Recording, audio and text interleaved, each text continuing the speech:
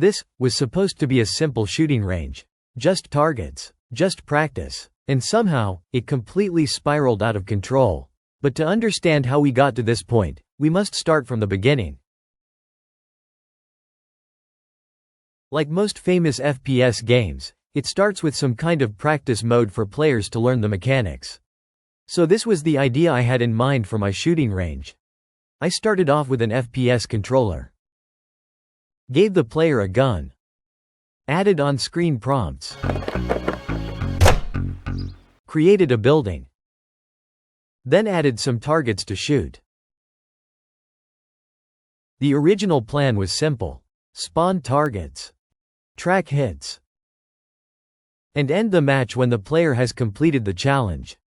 I even told myself, this will take a day. Maybe two. That was my first mistake. As I was testing, I noticed that I flew through the challenge with no problem. I decided to make this more challenging, so I created a map for players to explore after shooting all targets.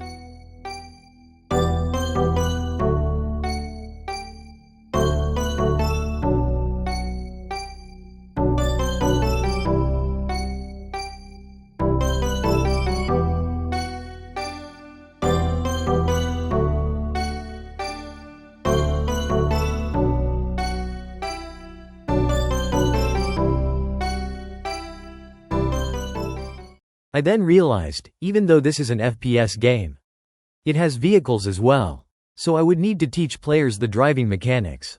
I did this by added vehicles with a destination for players to reach. Of course, vehicles are totally optional.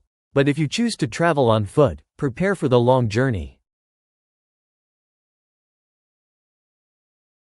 What happens next, you would need to experience yourself. Just make sure to be prepared.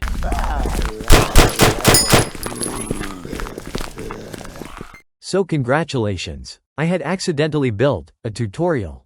What started as target practice turned into a warm-up mode, a skilled trainer, and a unique immersive experience.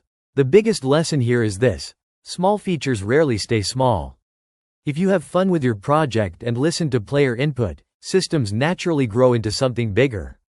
This is my FPS target practice mode, that was never supposed to be this complicated. And honestly, the game is way better because of it. Subscribe to the channel for more content like this. And wishlist my game on Steam. Block Ops 3D, a FPS game inspired by the biggest games in the genre with tons of unique modes and maps. It'll be releasing soon and it's a game you don't want to miss.